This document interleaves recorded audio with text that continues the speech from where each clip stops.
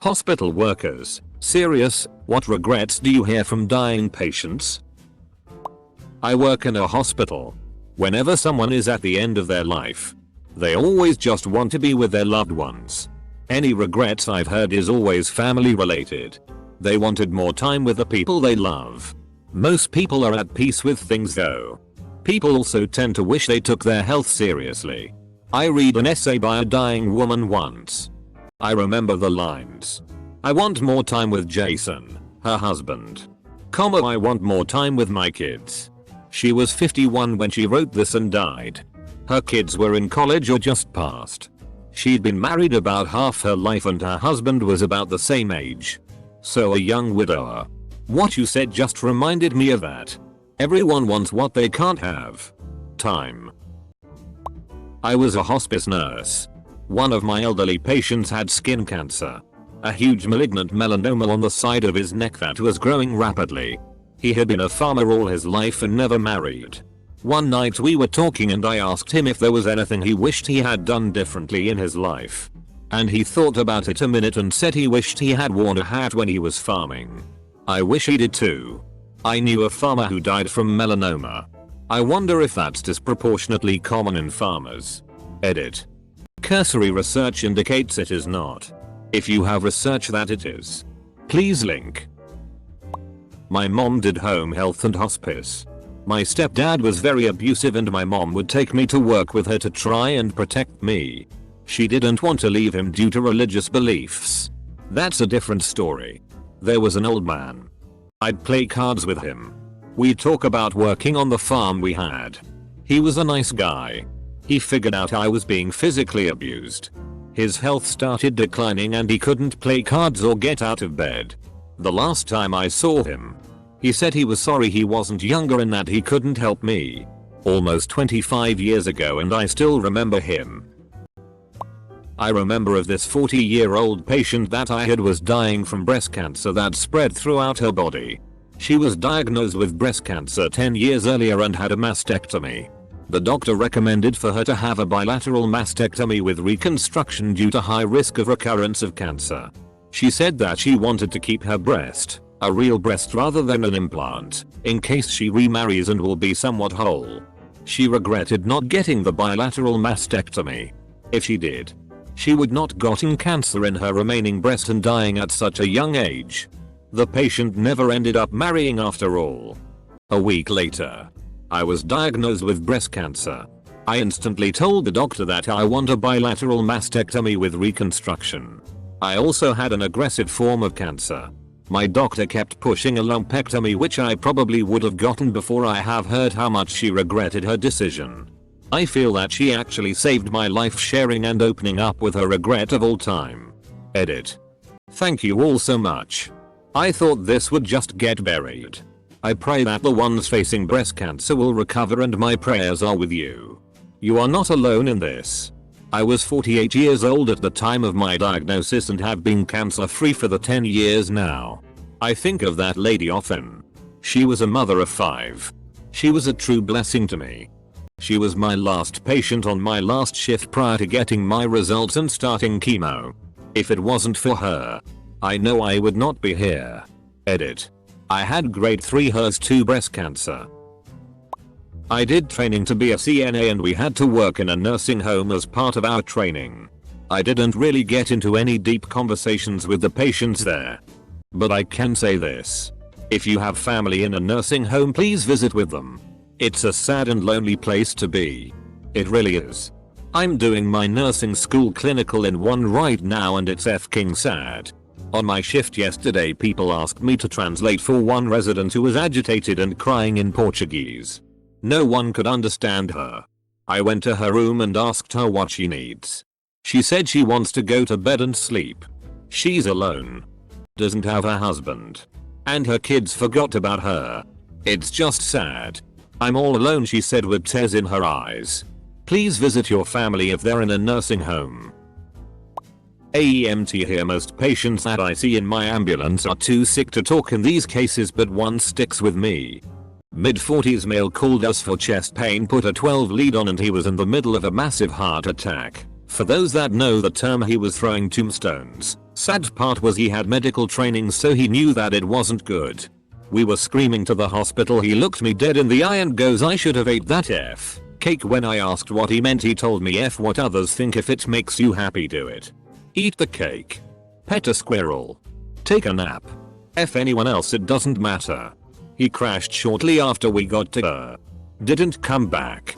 Now at least if I want to do something purely for the fun of it and my wife asks why I want to, all I have to say is I want to pet the squirrel. In the ER, it's not something most people see coming when they arrive, but it's usually the same regret when they are coherent. They all wish their family was there, which sucks even more lately with COVID since family can't come in initially. Or they cry out for their so in a panic. It's gotten to the point recently where we tell them so is right here with you. The look of relief on people's faces just hearing that gets me every time. People just want to not be alone at the end. In a confession subreddit, a dude confessed how he was with a man. During his last moments, he crashed his truck in the roadside. Op was behind him. Called the urgencies. As Op was waiting the ambulance. Even hearing it, the man asked after his wife, where she was, that he wanted to see her. Op tried to comfort it the best he could, saying she was on her way. The man died when the ambulance arrived. Sometimes after, Op looks after this man. On social networks, he found out that this man's wife was already passed, and that he said to the man that his late wife was on her way. I've worked in long-term care for over a decade. I can't speak for the young, but most often old people regret the things they didn't do. I'm really grateful for YouTube because I came across the hospice part of the site and saw this regret over and over again. I'm only 25 and their words of regret have literally shaped my life since about 20 years old. I've proposed to a guy I love, rejected. Banged a New York City runway model. Called my boss a fattest dickhead. Moved cities because of their advice to go for it. Thanks old folks. At least when I'm in your bed I can always say that I tried it. Y'all opened up an adventure for me and I'm so grateful. A little different, but I worked in a G lab and we had a much older man, late 70s, probably maybe late 80s. It's been a while. Come in for G issues. While doing the procedure we found cancer and it was a death sentence. Super bad, and I think he had refused to have a colonoscopy up until this point. The doc said it was horrific, we couldn't get past the cancer, it was so bad. He said maybe a few months. We finish up and I am at bedside with the patient and doc comes in to talk and family wouldn't believe it. The guy wouldn't believe it. The doc backed down and not once told him how bad it actually was. I was pretty upset because doc basically lied to the family and gave them false hope because they wouldn't stop arguing and he just didn't care to tell them the truth. I still wonder often about what happened to him. If he spent his last days fighting it and wearing himself out, or if let himself enjoy his last few months. Colon cancer is horrific.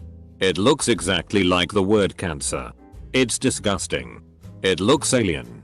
Please people get your colonoscopy when you are told. It's not just you are saving, it's your kids who will get screening earlier if they find something in you. But if you don't, they'll never know they are at risk. I worked as an oncology nurse right out of nursing school. I was barely 21 years old. Had a patient about my age who was dying of lung cancer. A few hours before he died I sat with him and he was telling me how much he wished that he would have had more time to maybe fall in love, marry, have kids. He was so young. He asked me to call his parents and he died shortly after they arrived. It was awful. His regrets were more about the life not lived. Many older patients had some interesting life stories and most wanted to tell them before they died. Most were at peace with the life they lived. Many regretted working so much and not spending enough time with family. That's why I really like the curious case of Benjamin Button. Our capitalist life sucks. We study to get a job to mainly have a roof and food. For 40 years. Then when supposedly you have money and want to enjoy life is already too late. You're old, tired and maybe even sick. It would be great to go to school for a few. Get some education. Everyone gets a nice hefty loan. You enjoy it in your 20s. Enjoy your kids if you have any. By the time you are 50 you get a job and start paying for your loan. At that age and time OFN your life. You can be at the office for hours and maybe have nothing better to do. You already enjoy life. My mother-in-law. Her husband. Stepdad to my husband. Would not leave her alone in the hospital for 1 minute. He is a controlling, crazy man. My husband was visiting and somehow she convinced his scrap dad to go take a break. She pulled my husband, her son, close and said, "I don't want to be kept alive on machines." Her husband was her power of attorney, so my husband had no power. She was kept alive way longer than needed. I think, in the end, she regretted trusting him. Paramedic but close enough. Made a run on a woman in her 30s for shortness of breath. Her and her boyfriend had just moved into an apartment together. They were fighting over something trivial. Which room to unpack first or something. He thought she was just being dramatic. We transported. She never made it. Went from awake and talking to unresponsive and asystolic, no cardiac activity, in a matter of seconds. They were so caught up in a little argument that they never said goodbye. They never told each other they loved them. She didn't have any last words. And honestly that's even worse. He wished he had been a better father to his daughter. He wished they had reconnected. His dementia prevented him from remembering they had reconnected years before and that she visited often. I wish I could have made him aware that he had accomplished his last wish. But he died not really understanding that. End of life physician here. CPR. No, seriously, hear me out. Imagine using your hands to crush the sternum down 2 inches repeatedly of your 90-year-old grandmother who weighs 90 pounds. So that maybe you can then put her on a ventilator from which she might never get off alive. We ask this of everyone who comes into the hospital, but too often it's asked more like, hey, if you're drowning, do you want us to save you? Rather than what it truly is, especially for those who most likely won't survive it in the first place, and if they do will be significantly worse off than they were before they died. The survival statistics for patients with 1-2 significant comorbidities with an in-hospital cardiac arrest is like 5% to leave alive, and then 30-day survival is 5% of that original 5%, if I remember correctly. I cannot count the number of times families were adamant on having it done to their loved one only to then see what it entails firsthand and beg us not to do it again. My mom was an alcoholic who was 15 years sober when she died of cancer last year. She regretted quitting drinking. Open bracket. Sorry the other guy was a DCK to you. That's awful about your mom. Despite what she said. I hope those 15 years were better because the drink was gone. Or at least better for you to remember her by. I was a new nurse. Flying solo. We got a call for an incoming trauma. Woman in her 50s involved in a multi-car accident. We were already at the ambulance bay. Unsure of the woman's complete condition. She rolled in breathing on her own. But very labored with asymmetrical chest expansion. She was profusely bleeding. Had multiple deep lacerations. Pupils blown. Debris covering most of her. Etc. Her vitals were unstable. She was circling the drain. We knew she was on the verge of coding. I was standing near her head. Ready to assist in supporting her airway but also providing comfort and doing my best to calm her. The woman looked me directly in the eyes and in a hoarse, labored voice stated, "I was angry." I told her I was disappointed in her. She began to cry. Her vitals plummeted. "I'm sorry," was the last thing she said before her heart stopped. We coded her. Intubated her. Performed round after round of ACLS. Only to eventually have to call time of death. I still see her face at times. Her eyes filled with more emotional pain than physical. It took much longer and was so much harder to write us than I thought it would be. My grandmother used to be a nurse and she would say, "I've seen a lot of people through their last days and heard a lot of regrets. But I have never heard anyone coming up to the end wishing they had spent more time working." Double quote. I remind people about this by saying with a straight face on my deathbed, the one thing I don't want to regret is that I didn't work hard enough and make enough money. It's the most important thing to take care of first. There's always the look of confusion, and it seems to hit home every time, leading up to some introspection on their own priorities. I worked in hospice. Top regret was not spending time with family and or lost time due to a family feud. Probably number 2 was wasting their life with their spouse, for various reasons, when they could have possibly been with someone they loved, met a soulmate. Number 3 was usually not accomplishing a bucket list item such as living in a foreign country. We were not supposed to let people bring their pets in to say goodbye. Other people could have allergies or an untrained pet could poop somewhere. But I always told family members to smuggle in Fluffy in an oversized purse, Paris Hilton style. Large dogs were harder, but since they were literally emotional support animals at the time, I never told them to leave. Edit. Thank you, fellow Redditor, for my first ever award. And thank you for my second award. WTF. 3 awards. I don't deserve this. Thank you so much. Please just thank your healthcare provider that is working with your loved one. Honestly, nothing meant more to me than a hug from someone. I don't know what to make of this, but I worked patient transportation for about 4 years, so I got to encounter a lot of people. The number 1 thing I always heard was don't get old. It felt like I'd hear it at least a few times a week, if not more often. I won't say much more, but hearing that from dozens of different people with different backgrounds who all end up in the same situation, it makes ya think.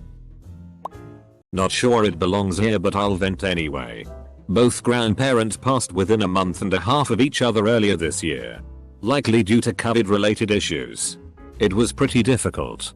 My mom FaceTimed me crying in my nana's final days because my nana was asking her to get me on the phone. Nana was thinking she was drowning and no one would get her out of there, that mom wouldn't listen to her. There was obviously no water in the hospital, and she was on like the 6th floor. But she kept pleading for me to get her out. Mom crying hysterically. I had to tell Nana I took care of it and the water is no longer in there. She took a big sigh of relief. Thanked me for doing it. She said her arms felt like they were about to rip off because she was holding on so tight to stay afloat. I told her she can rest now, that it's all been taken care of. Told her how much I love her, how much we all love her, but encouraged her to rest up. Apparently she'd been hysterical for some hours, which is exhausting. She started resting. Fucking sucks. Tearing up as I write this. The f-king circle of life, man. It can be wretched and wrought with pain. Just sucks. And it really sucks that living in a different city, 4 hours driving distance, that I would have but couldn't be there due to COVID. For either one of them in their last days. Especially knowing that we, their grandkids, were their whole lighted life. RIP Nana and Granddad. I worked with a man in his late 30s with pancreatic cancer. He had worked long hours so he could retire early. He had a young family and never got to see his kids grow up. I've also lost my birth dad and stepdad to cancer. Both worked their asses off, saving their travel plans for retirement. Neither of them lived to see those dreams realized. When I got engaged, my stepdad was thrilled to become a grandpa. He wasn't alive by the time my son was born. That her son wouldn't put her out of her misery. She only said it once, but I hope I'll have the opportunity to be a euthanasia nurse one of these days. The way we are forced drag out death for those who are of sound mind and in unbearable pain is f-king cruel. We just put down our cat because she couldn't be saved. But my grandmother was put through so many medical procedures to save her. I wasn't there near the end. She lived far away. I had a baby, but I'm guessing she would have been okay to leave gently before they put her through surgery for her broken hip. I work in long-term care. Majority male. A lot of the men regret their marriage. Also, one patient had a psychotic breakdown in his 50s. He's in his mid-70s hospice now and says his entire family haven't talked to him since. All he knows is words were said and I burned all my bridges. Double quote. Happy things happen too. Weird. I work in probate and nearly all the widowers get remarried ASAP. Especially the older ones. The widows can take remarriage or leave it for the most part. And many do leave it behind. But most of the men consider themselves on the market again almost immediately. One nearly 100-year-old guy had a 70-plus-year marriage when his wife passed and was looking for a new wife not 2 months later, much to the distress of his children. I never heard a specific spoken regret, but when my dad was fighting stage 4 lung cancer, his whole attitude changed. We spoke so often. I'd moved across country and we'd never truly been close before. But he called every couple of days. He asked so many questions about my life. He told me he was proud of me. He was so proud of me and my brother and my sister. He was proud of the risk I took packing up my life and moving to Texas. He passed away 2 days after that conversation. None of us saw it coming. Projections were that he had another 6 months minimum and the chemo was going well. But looking back, I think he knew. I miss him so damn much. I think we both regretted not simply being closer. Edit. Fixed a word. There was an article that talked about this, and after collecting a bunch of answers they found 5 that stood out. 1. Don't ignore your dreams. 2. Don't work too much. 3. Say what you think. 4. Cultivate friendships. 5. Be happy. I have it on my bookmark. My uncle lost against AML in February. He promised me we would go hiking sometime a week earlier. Before I even knew he had no chance of recovery. I heard later from my parents he regretted not being able to do that with me. We were close. So I took it really hard. Edit. Some details and formatting. Not yet. I can't die yet. I still have so much growing to do. I want to see my children and grandchildren grow up. Double quote. I am a physician trainee who has done a decent amount of palliative care. I have been privileged to hear many stories and be part of many deaths. But I still can't explain why it is that certain lines remain with me and hit me so much harder. The gentleman who told me the line above was in his late 60s, early 70s. It made me reflect on how I view patients in this age group. Yes. Much older than myself. But still with growing and living to do. I also think of a woman in her 50s I met early on in my training. She and her female partner had never married, partly due to laws.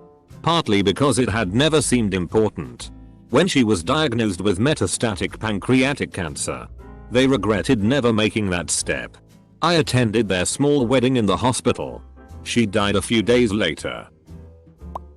He was one of my first patients as a nursing student. Named Frank. He was 92. After knowing him a few days, he disclosed to me his regret was outliving everyone he loved.